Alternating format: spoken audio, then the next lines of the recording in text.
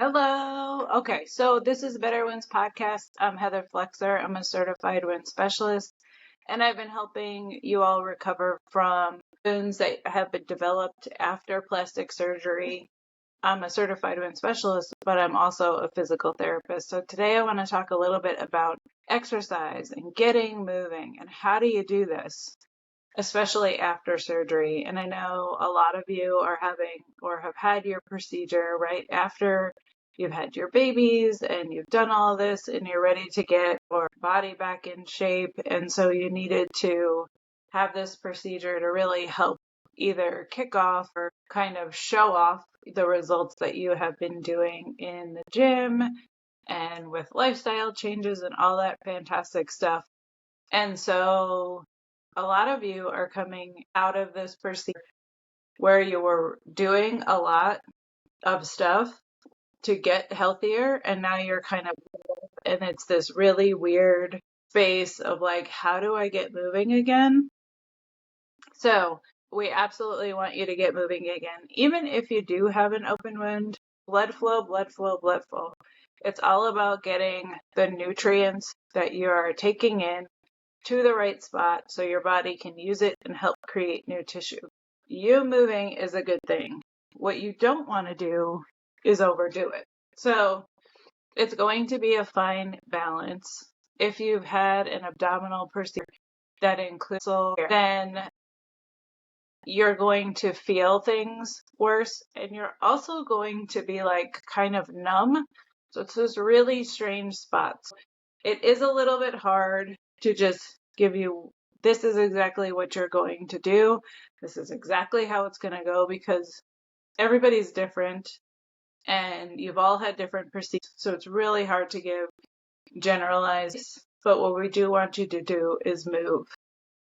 So day one or day two of your procedure, you can start doing very simple early mobility.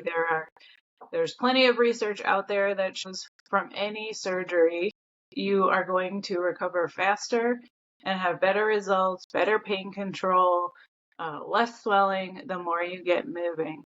I work in a hospital sometimes, and I actually help get people up out of bed at the same day as their surgery and send them home. So we absolutely do this all across healthcare. So what can you do right away is at least start moving your feet, ankle pumps, up and down. While you're resting, those toes can be wiggling, those feet can be moving. All water runs downhill.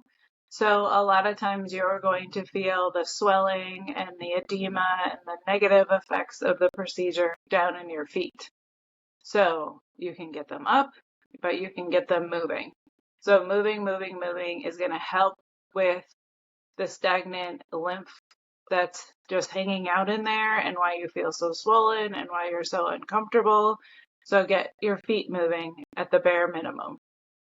A lot of you are also going to be wearing compression, which is fantastic. That's going to help like from allowing your body to just swell to its maximum capacity. The compression will help, but the moving helps as well. So get moving, get those feet pumping.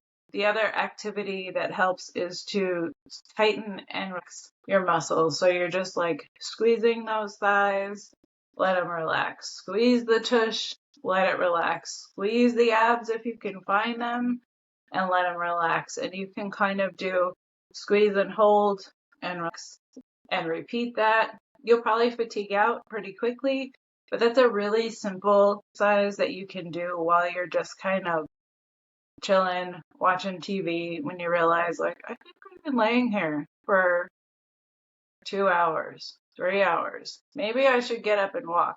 Maybe I should squeeze and relax. That's the bare minimum that you should be doing. Now, you're also supposed to be drinking a lot of water, right? And that means you're going to have to go pee, which is great because while you're up, you should be making a few laps around the house. Fill up your water jug again, go pee. You're going to have to put the faja back on. That's a pain in the tuchus. So at least you're moving and doing something. It's also going to force you to breathe a little bit more and take some big deep breaths. All of those things help to stimulate your lymphatic system, which is exactly what you need right now. Keeping things moving.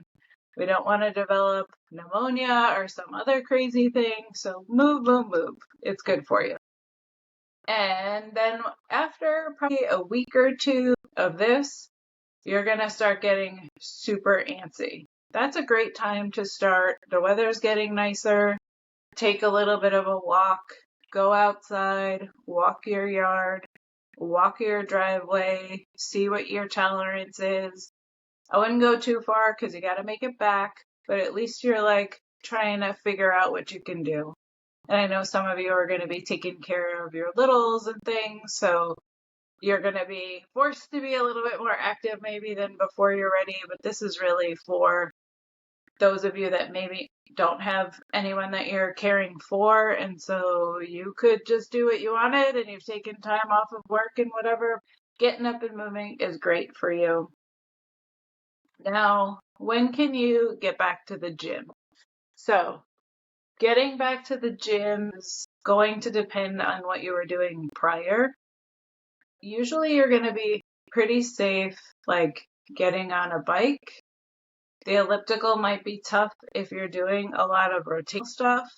The bikes generally, especially the recumbent bike where you can sit back on it, that's going to be probably a little easier place to start.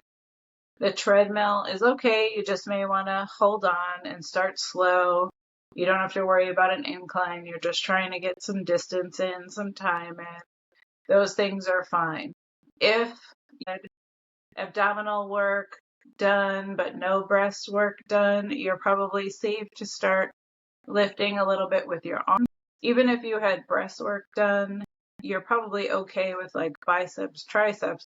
But once you start raising up over your head, that's where you're going to be cautious. You may want to just stay below that shoulder line at first and just start just moving. See how things move, see what feels okay. Do not jump right back into lifting heavy weights. You're going to regret it. You're going to be sore as heck. You're going to swell, but you do want to move. So you need to kind of balance these things and see where you're at. You're going to get more sore than you normally do, so make sure you're staying hydrated. Branched chain amino acids are fantastic for muscle recovery, which that may help in the beginning as well. What else?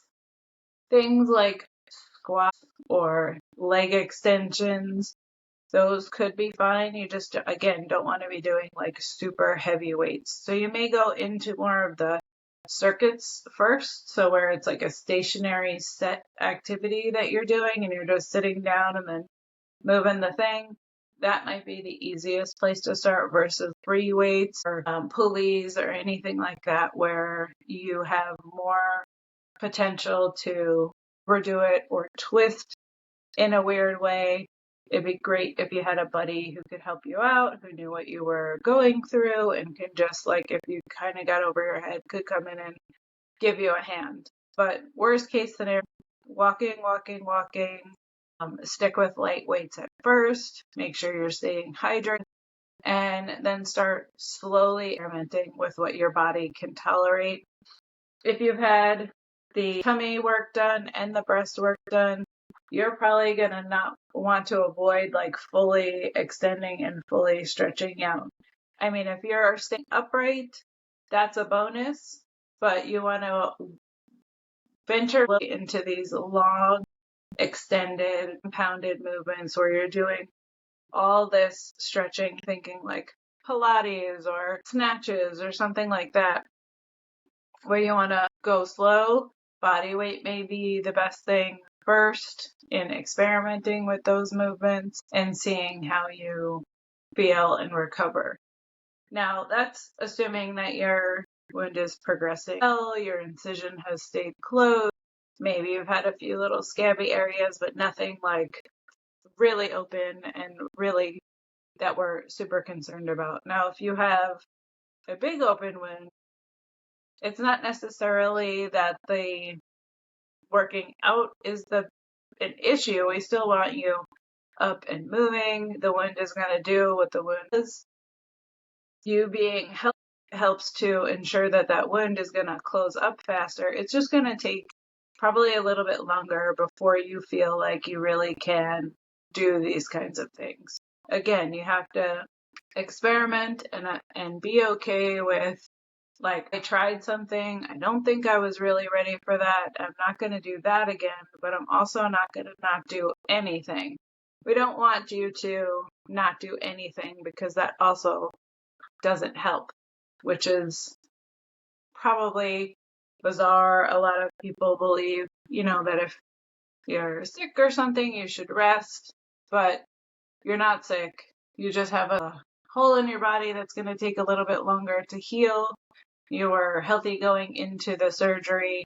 This is just a hiccup, and you're going to recover from this. So while you have the open wound, you're focused on nutrition, you're using the right wound care products, and you're also trying to get moving as much as you can within your body's tolerance. And it's okay if you start out doing something and you're like, oh, woo, that was a little bit too much. Well, now you know just to dial it back a little bit.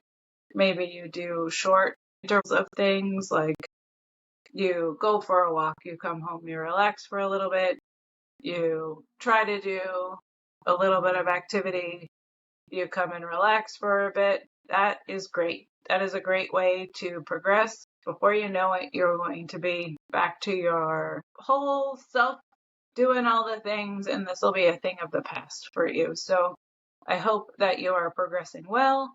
If you have any questions or comments, I know this was kind of generalized advice, but if you need more specific advice, you can feel free to reach out wherever you see this. Also, if you have an open wound and it's not progressing like you hoped it would be at this point in your recovery, you can go ahead and reach out. I do virtual consults. You can find them at betterwounds.com/shop.